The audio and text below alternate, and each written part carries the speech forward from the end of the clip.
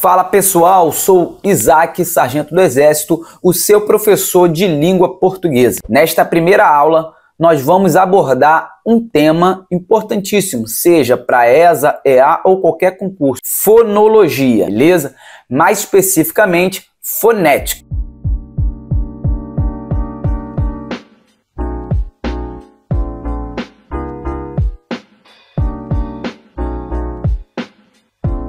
Então, pessoal, primeira coisa que você precisa saber é o que significa fonética, fonema, fonologia.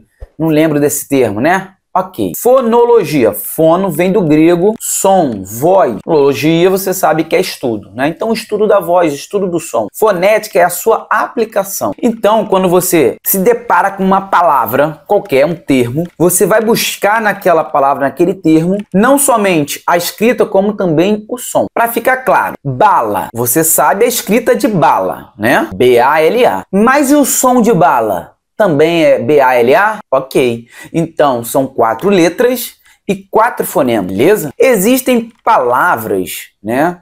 Letras são conhecidas como sinais gráficos. Lembrando disso aí também. Existem palavras que sinais gráficos são maiores do que o som, do que fonemas. E o contrário também. A maioria das palavras tem som gráfico, letras e fonemas iguais. Vamos para a palavra coçar. Coçar tem 5 letras e 5 fonemas. Só que os fonemas não são exatamente como a gente conhece as letras. Por exemplo, quando você pega a letra C e vai falar de carro, cavalo, coçar, esse C foneticamente é um K, beleza? No material vocês vão se aprofundar melhor sobre isso, mas eu quero aqui te lembrar que nem sempre a letra que você conhece, a escrita, o sinal gráfico, ele é a representatividade do fonema. Beleza? Vamos falar do coçar. K-O-S-A-R.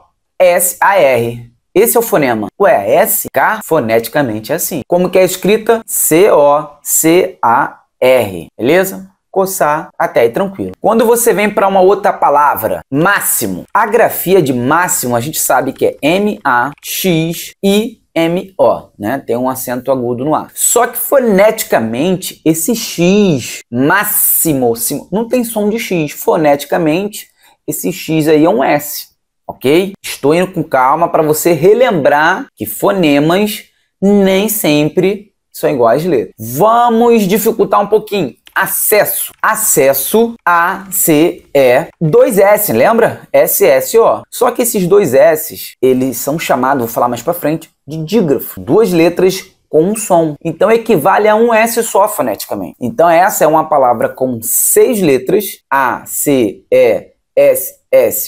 porém só temos 5 fonemas.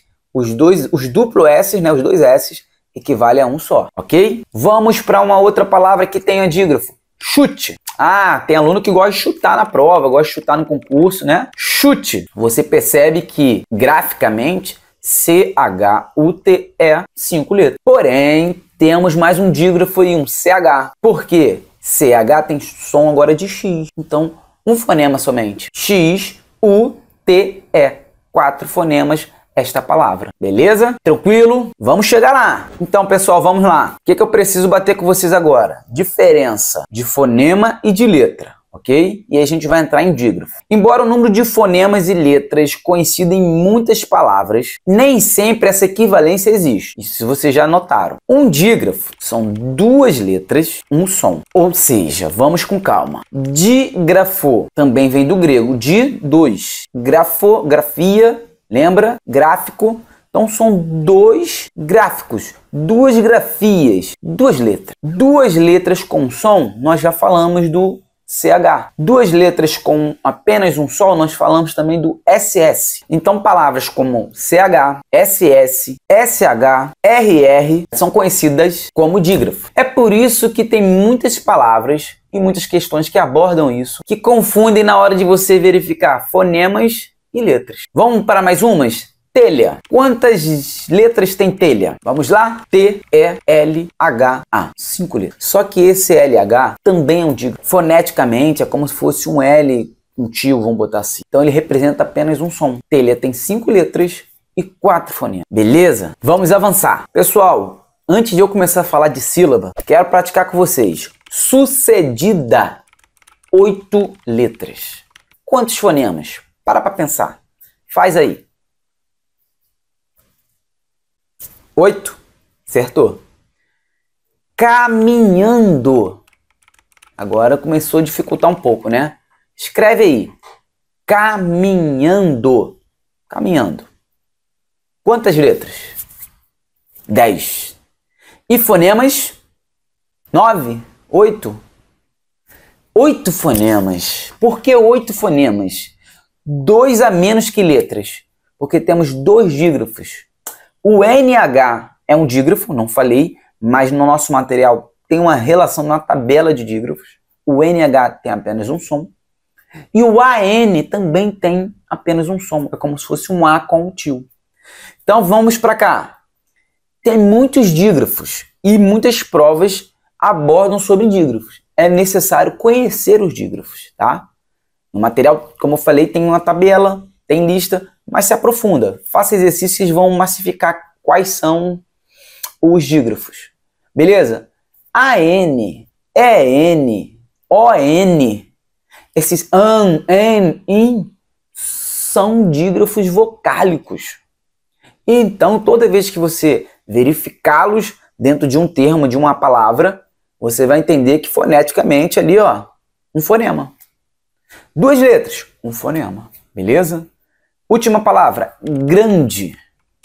Grande, ou grandes, plural. Você percebe um AN aí, não percebe? De novo, tem menos fonemas do que letras. Beleza? Vou falar agora de sílabas. Sílabas. Quanto às sílabas, as palavras elas são classificadas de 4 maneiras. Se é uma palavra com uma sílaba, você lembra? Uma sílaba, monossílaba. Pá, pé. Se a palavra tem 2 sílabas, como é conhecida? Dissílaba. 3 sílabas, trissílaba. Bem tranquilo, né, pessoal?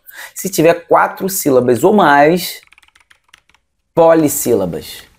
Pessoal, uma palavra polissílaba clássica, paralelepípedo. São 7 sílabas. 7 sílabas, como que nós chamamos? Polissílaba. Se tiver 4 ou mais, polissílaba. Ok, pessoal? Poderia trazer vários exemplos aqui, mas a gente precisa avançar.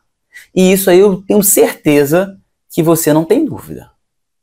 Eu quero falar agora sobre a sílaba tônica. O que é sílaba tônica, professor Isaac? Já esqueci. Tônico tem a ver com forte. É a sílaba que sobressai, é a sílaba mais forte de cada palavra. Todas as palavras têm a sua sílaba tônica. A não ser que ela seja uma palavra monossílaba, mesmo assim, se ela tiver significado, é um monossílabo tônico. Mas depois a gente fala disso. Vamos lá. Você pega uma palavra chamada simples, como todo concurseiro curte. Café. Café são 2 letras, né? É uma palavra de sílaba, isso você sabe. Qual é a sílaba tônica de café? É fé. São as 2 últimas letrinhas ali, né? A última sílaba. E como que a gente verifica e qual o nome que a gente dá quando a última sílaba é a mais forte?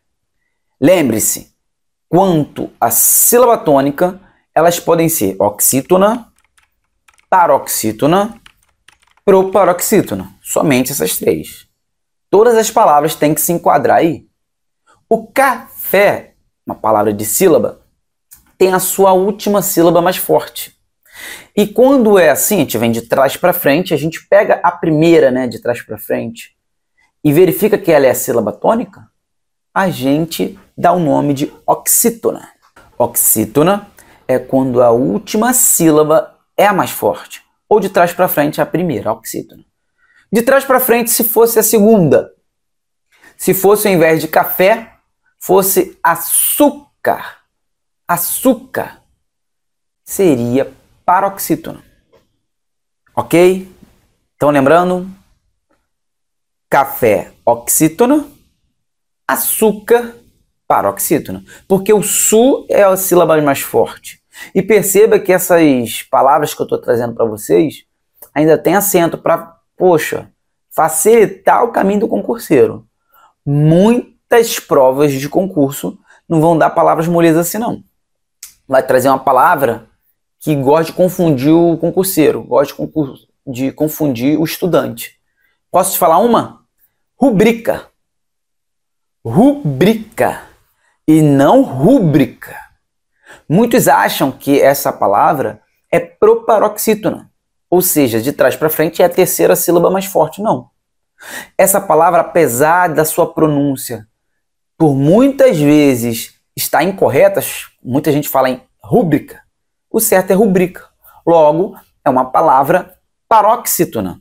A sílaba mais forte é bri. Bri. Ok?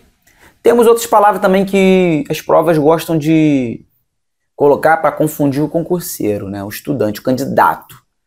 Uma outra que eu estou lembrando aqui é a palavra cateter. É aquele aparelho que é usado na medicina, enfermagem. Cateter não é catéter. Não é catéter. Então é uma palavra oxítona. A sílaba mais forte é a última. Cateter. E não precisa de acento, né? Se fosse catéter, teria. Porque isso entra nas regras de acentuação que a gente pode abordar mais para frente. Vamos lá, pessoal. Vem para esse bizu aqui. Se houver acento agudo, circunflexo na palavra, né? Você pega aquela palavra, identificou o acento, ali está a sílaba tônica, ok? Vamos trazer aqui algumas palavras. Árvore. Qual é a sílaba tônica de árvore? Está o acento lá na primeira sílaba. De trás para frente a gente conta árvore proparoxítona. Vocês vão também lembrar, já vou soltar aqui uma regra fundamental, muito importante para todos vocês. Presta atenção. Todas as proparoxítonas são acentuadas. Todas sem distinção, ok? Então se eu pego árvore, se eu pego paralelepípedo, se eu pego uma outra palavra que tem a ver com o concurseiro, tem a ver com o estudante, lâmpada. Poxa, o estudante precisa de luz, precisa de lâmpada. Então tem muito a ver. Tem vezes que na hora da prova, né, dá aquele branco. O branco que tem que vir é o da luz. Iluminando a mente do candidato, iluminando a mente do concurseiro. Lâmpada, proparoxítona. E muitas outras. Só que quando a palavra ela não vier, vamos falar assim, com seu acento gráfico, vocês vão ter que tentar colocar um acento, tentar colocar a sílaba que você não conhece, né, a tonicidade para descobrir. Vou trazer um exemplo aqui para vocês. Castelo. Às vezes você pegou a palavra pela primeira vez, castelo. Não sabe ou está em dúvida quanto à sua tonicidade, né, sílaba tônica. Você pega, se eu botar o K como mais forte, castelo, castelo, fica legal? Ou ficaria melhor, castelo, castelo, melhor, né, melhor? Castelô nem vou falar. Portanto, esta palavra é uma palavra paroxítona, ok? Deixa eu falar com vocês aqui de mais um assunto.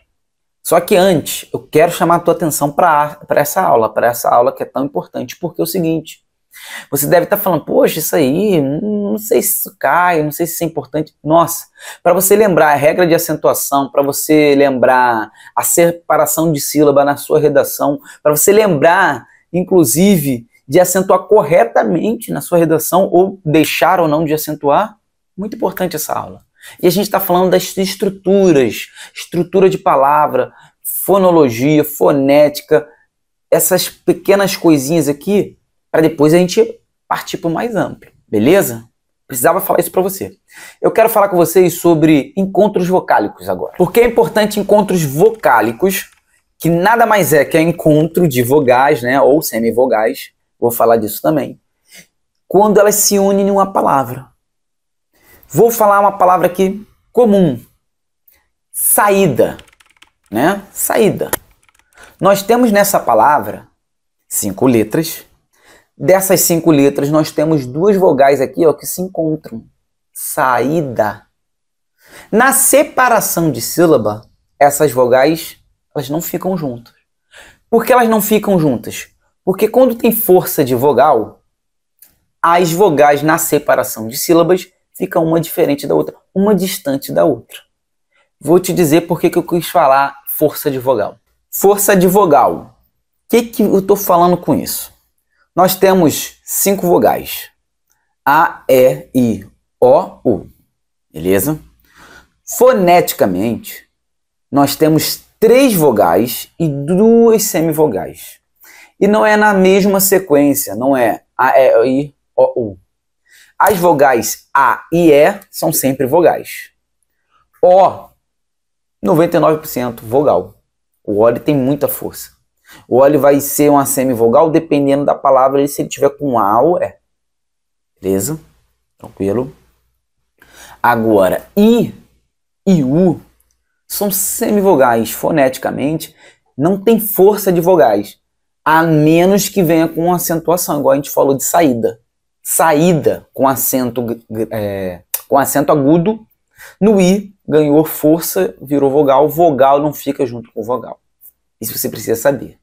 Então a gente falou do hiato. Saída, saúde, baú são palavras com hiato, onde a vogal A se separa da U, vogal A se separa da I e por aí vai. Beleza? Outro exemplo, e aí a gente vai partir para o ditongo. País. O meu país. P com A fica ali junto, né? Essa sílaba junta, pá. A outra sílaba é o is. Dá vontade de deixar junto, né? País junto, mas não tem essa separação, porque o i está acentuado, ganhou força de vogal, separa. Agora, os meus pais, junto, ditongo. Pais junto, o a e o i junto. Meu pai, minha mãe, junto. Temos ditongo aí, ok?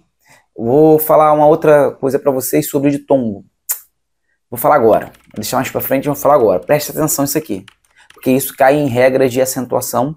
Você precisa saber quando que o ditongo é crescente e quando que o ditongo é decrescente, ok? Falamos que são 5 vogais, né? 3 especificamente são vogais fortes. A, E e o O. Então o A, teoricamente, ele é mais forte, ele é o vogal supremo, né? Ele é o vogal. Quando você parte do A para um O, para um E, você está do mais forte para o mais baixo, você está decrescendo. E quando você parte de um Ezinho, de um O para um A, você está crescendo. É aí que entra o ditongo crescente ou ditongo decrescente. Vamos falar de uma palavra rio, né? O rio que corre. Rio está no I, subiu para o O, subiu o patamar de tom crescente. Agora, se eu falo rói, que o rato rói, né? Tá no O, desceu pro I, de tom decrescente. Beleza? Tem outras palavras aí. Separei aqui no material magistério. Magistério, final é igual ao rio. Tá no I, sobe pro O, de tom crescente. Beleza? Mas uma coisa aqui, no ditongo decrescente, eu até citei o exemplo do pai. Tá no A, caiu pro I, ok? Ditongo decrescente. E esse A e I tá juntinho, por isso que é ditongo. Gente, eu preciso falar para vocês que alguns ditongos, eles podem ser confundidos, né, na regra de acentuação, por conta de palavras proparoxítonas acidentais ou eventuais. Se liga nisso aqui, Você vai falar a palavra armário, canário. Você vai usar a palavra história, série. Eu vou assistir uma série. Como que você separaria essa sílaba? Vamos para série? SE, juntinho, sé. Ri, juntinho. E, sozinho, ok? O E, lembra que o E é vogal? Só que muitos gramáticos e linguistas ensinam que quando está nessa situação de ditongo crescente, série E, armário, né? Que mais? Qual o exemplo que eu poderia dizer? Canário, história. Vamos falar de história. Você percebe que o I é semivogal, fica ali junto com o I, e o A, ele é vogal. O A, ele é vogal. O vogal, ele pode ficar separado a hora que ele quiser. Então seria, em teoria, proparoxítona. Só que é história que se fala, história. Essa palavra é paroxítona. Então, algumas questões podem dizer que essa paroxítona é paroxítona terminada em ditongo crescente, ou pode dizer que ela é uma proparoxítona eventual. Proparoxítona eventual, acidental ou aparente. Beleza? Anota aí. Proparoxítona eventual é como mais costuma cair, mas pode ser também chamada de aparentes ou acidentais. São essas palavras que terminam com ia, ie, io, né? Normalmente são assim, são palavras com ditongo lá no final, e esse ditongo, ele é crescente. E você consegue botar ele como hiato também, acidentalmente, ok? Esse bizu aí, eu queria que você anotasse. Pessoal, vamos lá. Tritongo. E a gente encerra essa parte, vai para o último tópico e encerra essa aula, beleza? Presta atenção aqui. Tritongo, tranquilo também, vai ter 3 vogais. Só que você já aprendeu que não é vogal, vogal. Semivogal, vogal e semivogal. Por quê? Vogal tem força para atrair uma semivogal e deixar junto, e forma o ditongo. Pai, o A, vogal, bota o I no seu ladinho, que é o filhinho, e fala: eu vogal, você semivogal, vamos ficar junto. E cria o ditongo, beleza? Só para vocês assimilar. Já o tritongo é uma vogal segurando 2 semivogais, uma do lado da outra. O exemplo clássico é o Uruguai, o Paraguai. Lá no final da sílaba a gente vai ver o guai, U-A-I. Perceba que o A é a semivogal, o A é a vogal, e está segurando 2 vogais, segurando. Então esse Paraguai é o exemplo clássico de ditongo, ok? Então sempre que vocês analisarem 3 vogais juntos, analisa se realmente são vogais, são semivogais, se na separação de sílaba elas mantêm junto. Se elas mantiverem juntas, ok, são 3 vogais juntas, ditongo. Olha só, eu morei no Paraná, rapidamente aqui para massificar. Morei no Paraná e lá eu descobri uma cidade chamada Guaíra. Quando você olha Guaíra, vê um A e um I, opa, Paraguai, Guaíra, olha aí um tritongo. Não, você tem que fazer a separação, nem que seja mentalmente. Guaíra tem um acento. Tem um acento no I, o I fica sozinho, o I tem força de vogal, logo nós teremos um ditongo, guá, o U e o A, e um hiato, porque esse A fica separado do I. Pegou o bizu? Então você tem que analisar bem cada palavra para não ter essas confusões, ok? Por último, gente, encontro consonantal. Encontro consonantal não costuma cair muito em provas, principalmente em carreiras militares, mas é importante você saber, né? Porque tem gente que confunde encontro consonantal com dígrafo, acredita? Lembra do dígrafo? CH, SH, 2 S, são letras, 2 letrinhas, dígrafos, com som único, um fonema. Já nos encontros consonantais, que a gente chama de separáveis ou não, você consegue ouvir as 2 letras. Você consegue não somente visualizar, como você consegue ouvir. Vamos para exemplo, para ficar prático? Prático. Prático começa com PR. Esse PR é um encontro consonantal.